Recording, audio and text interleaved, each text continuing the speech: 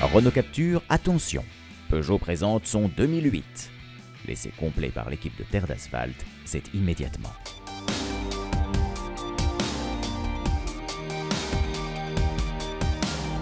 Contrairement à la 207, la récente Peugeot 208 ne se verra pas déclinée en version break.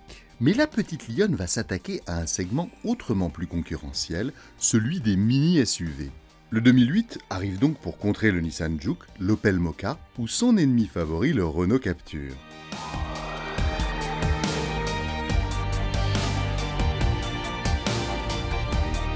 L'extravagance stylistique n'est pas vraiment une marque de fabrique chez Peugeot. Le 2008 en fait une nouvelle fois la preuve avec son profil de petit break. Mais classicisme ne rime pas pour autant avec absence de charme. La calandre flottante, ici entièrement chromée, fait toujours son petit effet. Elle est encadrée par des optiques qui viennent mordre une excroissance du bouclier.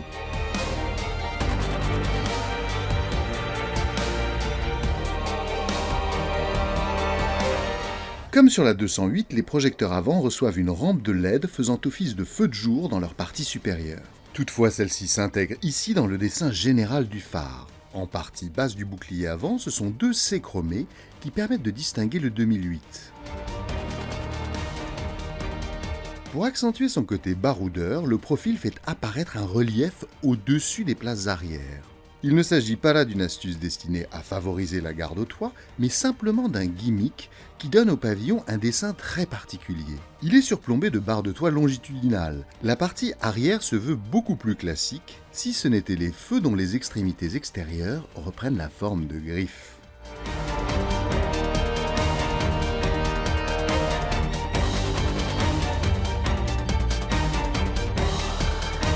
La planche de bord est identique à celle de la 208, avec son bloc disposé en hauteur et sa tablette tactile au sommet de la colonne centrale. On note les liserés éclairés en bleu qui ceinturent les compteurs et qui, sur les modèles équipés du toit vitré panoramique, courent le long du pavillon. Les coloris dominants oscillent malheureusement toujours autour du gris, mais on trouve toutefois sur certaines versions des inserts imitant le cuivre, des plastiques laqués noirs et des sièges associant tour à tour tissu, cuir et l'alcantara. Le tout est mis en valeur par une finition de bon niveau, même si le plastique qui compose la partie de la planche de bord la plus proche du pare-brise n'a assurément plus sa place dans une auto voulue moderne. Mention spéciale également pour le cuir perforé qui recouvre le petit volant, toujours aussi agréable à prendre en main. La banquette rabattable 1/3/2/3 permet un plancher plat. Quant au bagage, il profite d'un volume minimal de 350 litres qui peut être porté à 1194 litres, banquette rabattue. Le positionnement du 2008 est clair, c'est mi-crossover, mi-véhicule urbain. Il est compact, il a quand même des capacités de sortir des sentiers battus, en particulier avec le grip control. Donc on joue sur plusieurs tableaux, mais c'est aussi un véhicule pratique, aussi un véhicule qui peut être familial. Je pense qu'il répond à beaucoup d'usages. 2008 effectivement est entièrement fabriqué en France. Pour le moment, la France, l'usine de Mulhouse, va alimenter tous les pays du monde, mis à part la Chine et le Brésil. La Chine et le Brésil auront des usines pour fabriquer 2008 respectivement en 2014 et en 2015, mais 2008 oui est 100% français, près de 65% des composants sont français, 90% européens, donc on peut vraiment dire que c'est un véhicule caractéristique de l'outil de production Peugeot en France.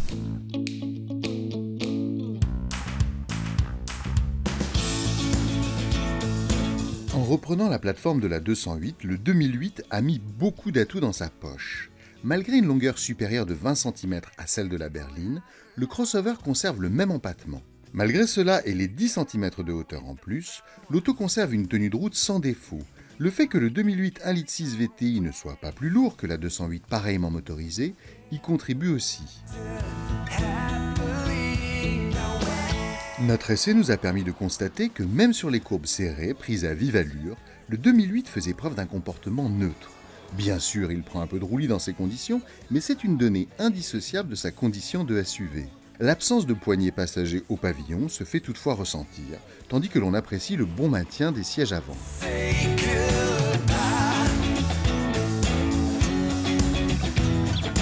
L'association entre les suspensions et les sièges permet également de préserver le confort en toutes conditions. À haute vitesse, le 4 cylindres n'hésite pas à donner un peu de voix et quelques bruits aérodynamiques se font aussi entendre. Mais rien qui ne puisse empêcher d'envisager de longs voyages à bord du petit dernier de la marque Olion. Comme le 3008, le 2008 propose sur certaines déclinaisons le Grip Control, un anti-patinage évolué qui tentera de faire oublier aux montagnards l'absence pure et simple d'une transmission intégrale.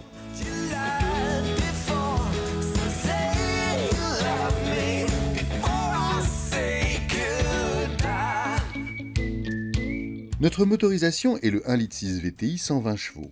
En conditions normales d'utilisation, le 4 cylindres a avalé environ 8,5 litres au 100, un chiffre comparable à celui du Renault Captur 1,2 litre TCE. Nous avons toutefois pu constater le manque d'allant du moteur lorsque la route se met à grimper. Pour les citadins, le principal défaut de ce moteur restera toutefois l'impossibilité d'être associé à une transmission automatique. Ne soyons cependant pas trop sévères, avec un poids à peine supérieur à la tonne, ce moteur s'en sort avec les honneurs sur le 2008. Nous attendons cependant avec impatience le 1 litre de THP de 110 chevaux, vu sur le 2008 concept lors du dernier mondial de l'automobile.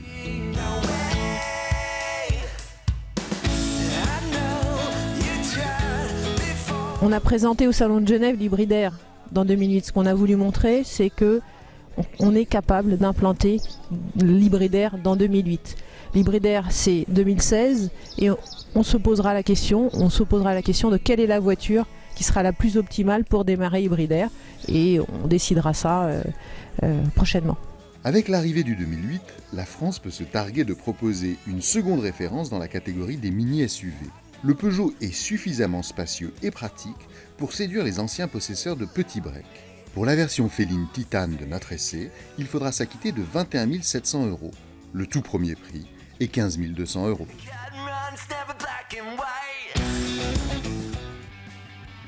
Deuxième essai de roue de l'émission avec la KTM Duke 390.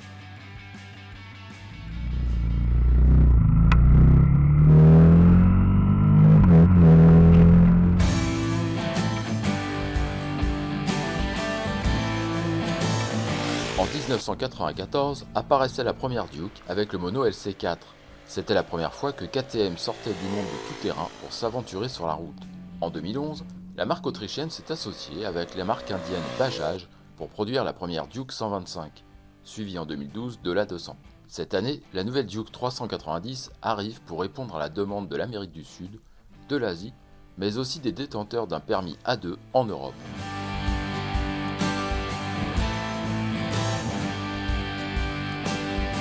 Esthétiquement, la Duke 390 est comparable à la 200 en dehors du cadre treillis en acier qui est ici orange et non noir.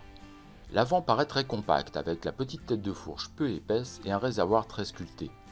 Ces ouïes descendent assez bas en avançant vers les tubes de fourche. Dans le prolongement, on retrouve une selle peu confortable mais qui n'entrave pas la conduite comme c'est souvent le cas sur le KTM.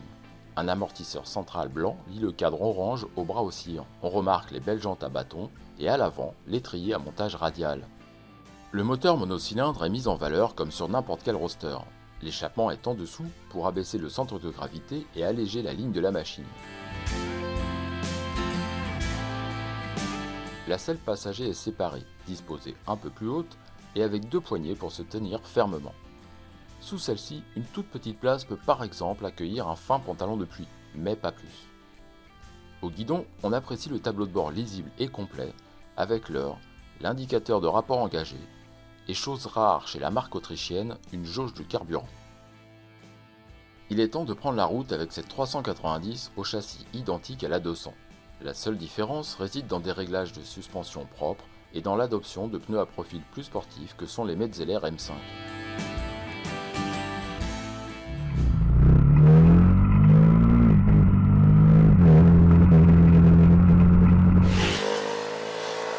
À la mise en route, avec 44 chevaux pour seulement 139 kg, on s'attend à une machine relativement vive.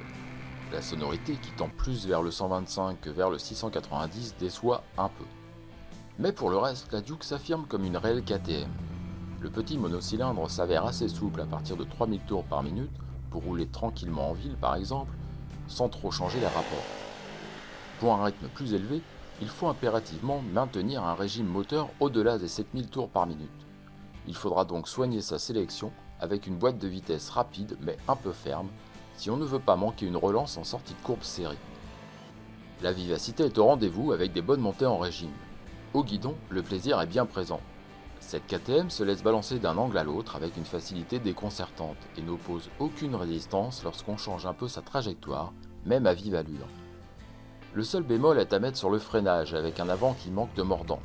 Il faudra impérativement utiliser la pédale en complément du levier. Mais cette machine s'est montrée assez confortable et efficace en suspension durant tout l'essai. Cette 390 n'a certes pas la pêche de la 690, mais elle donne le sourire tout aussi facilement. Entre la 200 et la 690, il faut désormais compter sur la 390. Vive, avec un châssis rigoureux et un moteur toujours disponible, cette KTM prouve qu'il est possible de faire une machine qui répond aux besoins du permis A2 et qui soit amusante à conduire. Et à 5 090 €, son tarif est bien placé en rapport prix-plaisir face à la concurrence.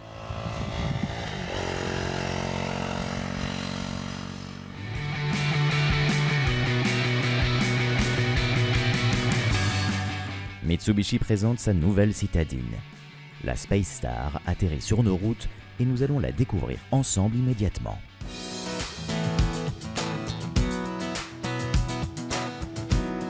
La Mitsubishi Colt n'est plus, mais la nouvelle Space Star arrive enfin pour la remplacer.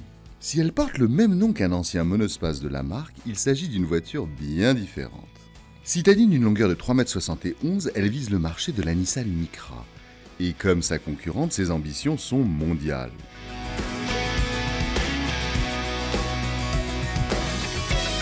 Alors, la Space Star est une nouvelle voiture qui a été produite par Mitsubishi dans sa toute nouvelle usine de Thaïlande pour l'ensemble des marchés. C'est-à-dire aussi bien les marchés européens, les États-Unis, mais également les marchés émergents et notamment le marché où est produite la voiture, la Thaïlande.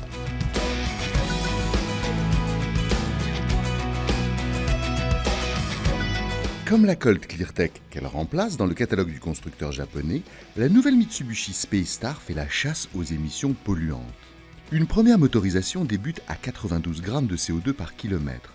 La nôtre est mue par le 3 cylindres essence 1,2 litre de 80 chevaux et affiche 96 grammes de CO2 par kilomètre parcouru. Pour s'adapter au plus grand nombre, le dessin de cette Space Star se fait très sobre. Sa carrosserie manque ainsi de relief pour la distinguer dans le paysage urbain, malgré ses grandes optiques. Seule sa calandre possède une petite originalité avec les plis de part et d'autre de la longue et fine ouverture. La Space Star est portée par de petits pneumatiques à faible résistance au roulement sur des jantes de 14 pouces.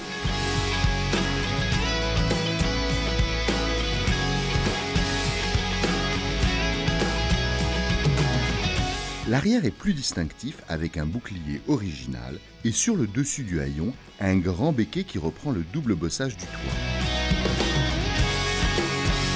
On remarque la petite protubérance qui abrite la caméra de recul présente sur notre modèle. L'intérieur est assez spacieux dans cette petite auto.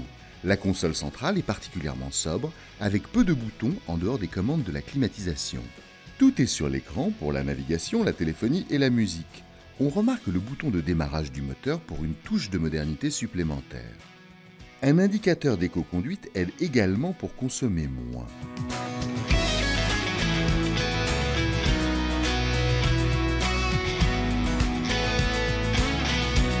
À l'arrière, l'espace est satisfaisant même pour un adulte, que ce soit pour les genoux ou en hauteur sous le pavillon. Le coffre reste pratique pour de petites courses quotidiennes. Le fer de lance de la Mitsubishi Space Star, ce n'est donc pas son design, mais la réduction des émissions polluantes. Alors, en termes de construction, le cahier des charges de cette voiture était de répondre donc à des marchés à la fois émergents, donc d'avoir une voiture économique, mais également des marchés matures comme le marché européen, et avoir une voiture qui réponde à des exigences de respect de consommation de carburant, de limiter les émissions de CO2.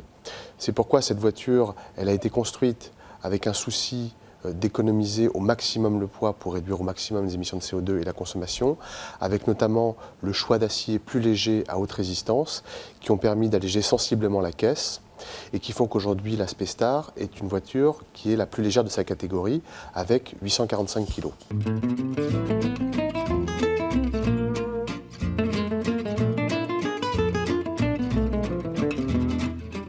conduite, cette petite Mitsubishi se distingue par sa légèreté. La direction facilite les manœuvres en ville, mais manque tout de même d'un peu de consistance. La faible présence des isolations phoniques intervient sans doute dans la réduction de poids. On entend nettement le moteur lorsqu'on le sollicite, ne serait-ce qu'un petit peu. Le start and stop est tout de même plus discret qu'il ne l'était sur les dernières Colt Cleartech. La Space Star est une citadine et n'est pas prévue pour s'aventurer trop loin du cœur des villes. On regrette d'ailleurs que la sélection des rapports soit un peu ferme, la conduite urbaine nous conduisant souvent à manipuler le levier de vitesse. On peut se demander si les concessions faites pour réduire la consommation n'ont pas d'incidence sur la sécurité.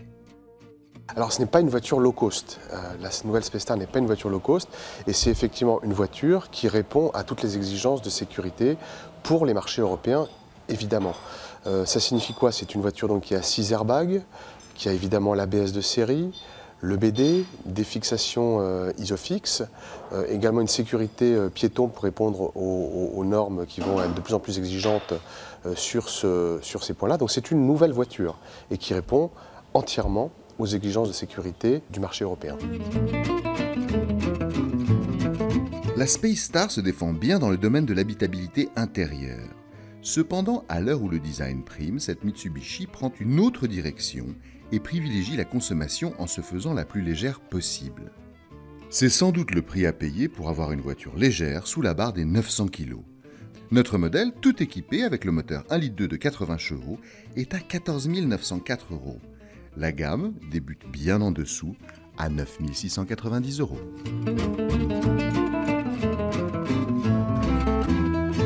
Après la classe A, la marque à l'étoile présente le CLA. On s'installe à bord sans attendre pour un essai de ce nouveau modèle.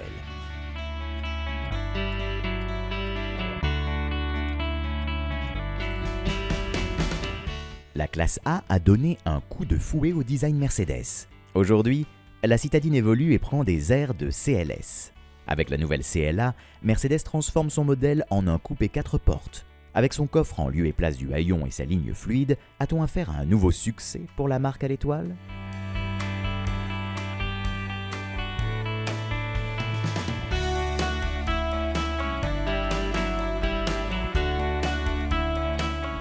Notre CLA 220 CDI en finition confort a fière allure avec sa calandre plongeante fendue par un jonc chromé qui semble maintenir l'étoile Mercedes en suspens. Tout autour, d'innombrables petits points chromés en relief se détachent du fond noir. Le capot nervuré ajoute une belle touche de sportivité dans le dessin. De part et d'autre de la calandre, les optiques donnent un air sévère qui vient renforcer les feux diurnes à LED. Le pli, qui souligne la ceinture de caisse, forme un arc depuis le coin des phares jusqu'à la naissance des ailes arrière. Cette arrière inclinée prolonge une ligne de toit tout en rondeur propre à ses coupés 4 portes. Les feux étirés vers le centre soulignent le coffre avec son très léger béquet qui remplace ici le haillon de la classe A. Le coffre affiche un volume de 470 litres contre 341 litres pour sa sœur à haillon.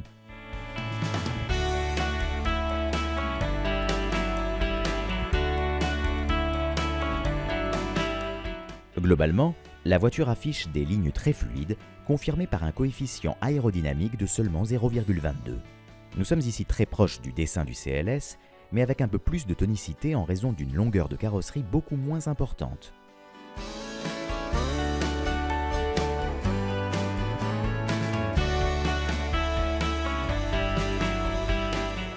L'intérieur est en tout point comparable à celui de la nouvelle classe A.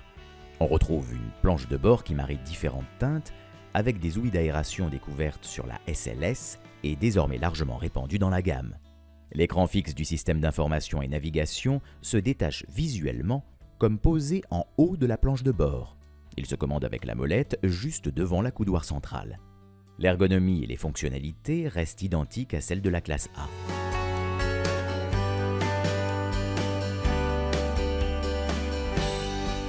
C'est à l'arrière que la différence est notoire, avec pour satisfaire au style d'un coupé 4 portes, une hauteur sous pavillon moindre.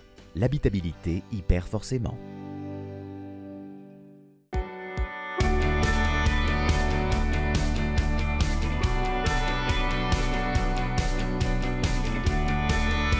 Au volant de la CLA, on retrouve les spécificités dynamiques de la classe A. La direction est précise et incisive, sans doute un peu plus légère que sur d'autres modèles de la marque. Une différence de ressenti sans conséquence sur les qualités dynamiques. L'amortissement du châssis confort se révèle agréable et effectivement un peu moins ferme que son homologue sport. La voiture est également légèrement plus haute. La conduite sur les routes sinueuses est particulièrement agréable. L'auto se place bien et ne demande pas particulièrement d'application pour maintenir la trajectoire. Le freinage aurait sans doute gagné à être plus franc à l'enfoncement de la pédale pour une conduite plus engagée. La version animée par le 4 cylindres en ligne diesel de 170 chevaux, associée à la boîte 7 rapports à double embrayage, ne s'affiche pas comme une sportive. Les relances en sortie de virage serré ne sont ainsi pas très démonstratives. Pour plus de sportivité, il faudra se tourner vers la CLA 45 AMG.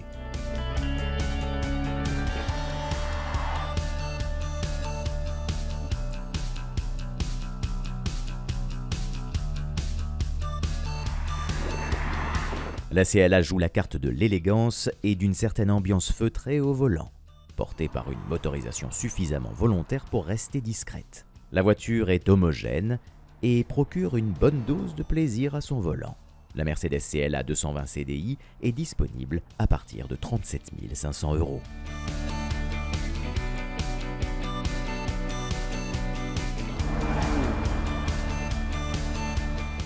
Terre d'asphalte, c'est fini pour aujourd'hui. À très bientôt pour de nouveaux essais sur l'antenne de Motors TV.